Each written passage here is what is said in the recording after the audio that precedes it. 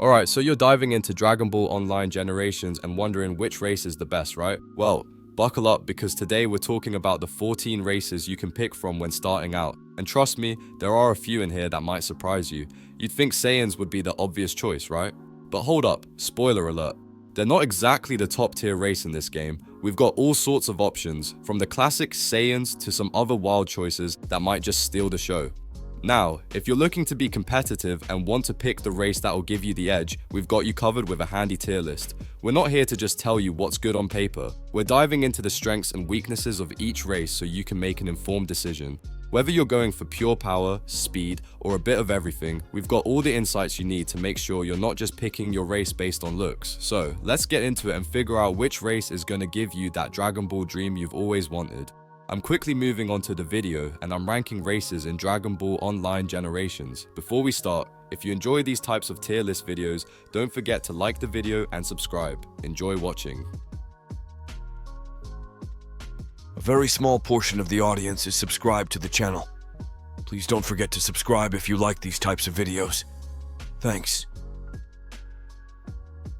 The races in this tier are, in order from top left to bottom right, Saiyan, Demon, Namekian, Piccolo, and Android. Alright, so let's dive into some of the C tier races in Dragon Ball Online Generations. Now these aren't exactly the worst, but they definitely could use a little bit of a buff. If you're looking to build a race that's good, but not quite game breaking, this is where you'll want to check in. First up, we've got Saiyans. Now, this one might sound cool on paper, but it's actually not as great as you'd think. The idea is that their basic attacks get a damage boost when their health is low. However, here's the catch. Basic attacks aren't all that useful in DBOG, especially when there are so many other ways to deal damage that don't rely on your health being on the line. So yeah, while it's a nice little extra, it's not really going to carry you in a tough battle. Next, we have Demons. When they use melee weapons, their damage is increased by 1.1. Sounds pretty solid, right?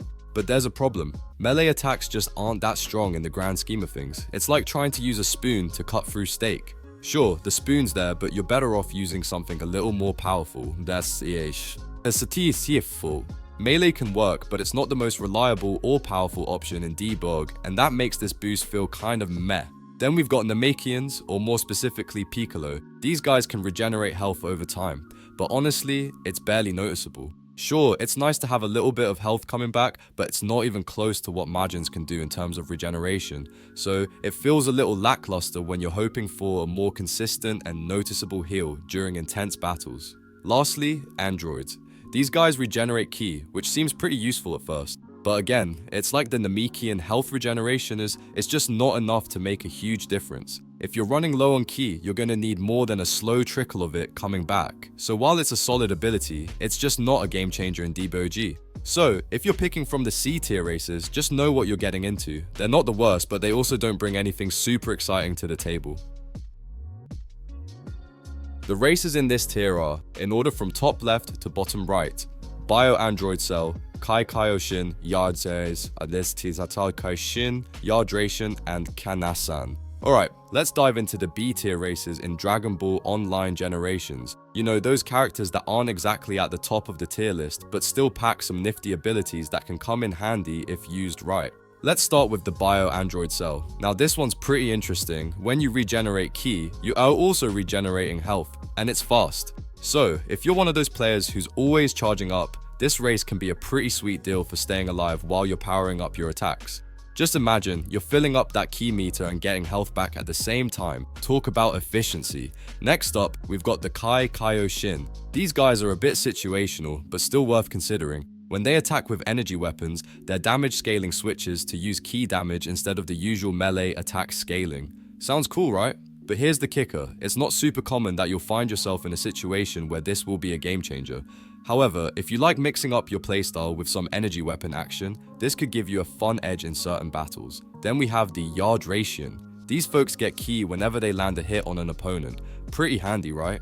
In PvP, this is a nice bonus to keep you fueled up, especially in those long drawn out fights where every bit of Kai counts. Outside of PvP though, it doesn't really shine as brightly. Still, if you're all about that ki regeneration, they've got your back during those intense one-on-one duels. Lastly, we've got the Kanasan. These guys regenerate stamina twice as fast, which sounds great in theory. Stamina management is key, but in practice, it doesn't always feel as impactful as some of the other abilities out there.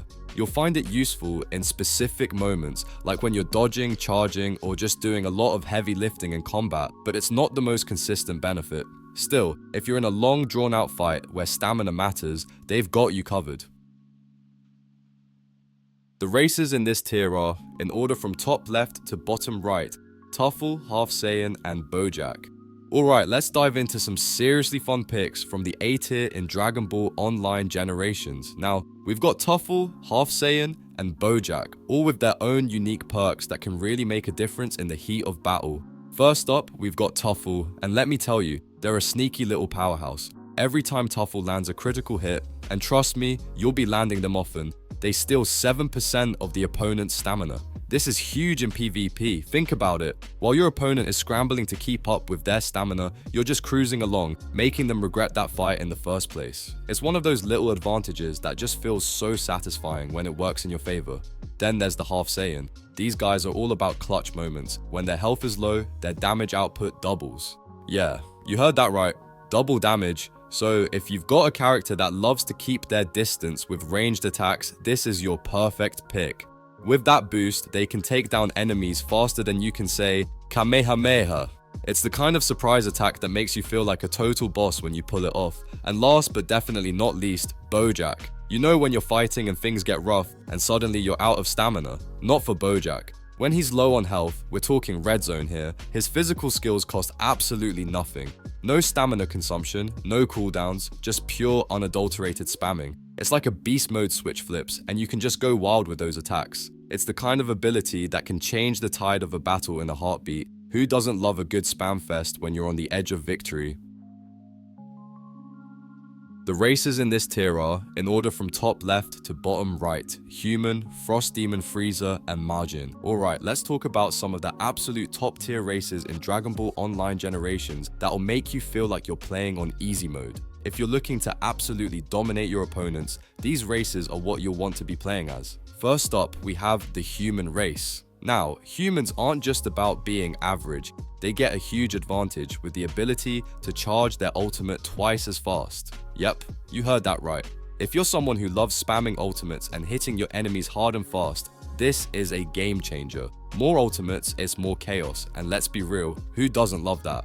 Now, let's talk about the Frost Demons, like Frieza.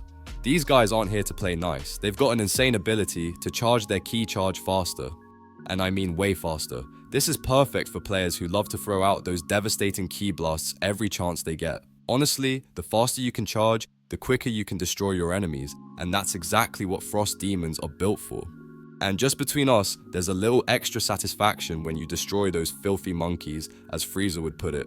And then, there's the Majin race. If you're the type who likes to play the long game, take a Majin. These guys are built for survival, with their super regeneration skill that constantly heals them up. So not only are they tough to take down, but the longer you're fighting a Majin, the harder it is to even get close to beating them. Regenerating health over time means they'll give you a serious headache, and honestly, it's pretty fun just seeing how long you can stay alive while constantly healing up. If you're not into playing aggressively, but want to outlast everyone else, Majin is the way to go. The video ends here. See you in another video. Don't forget to subscribe.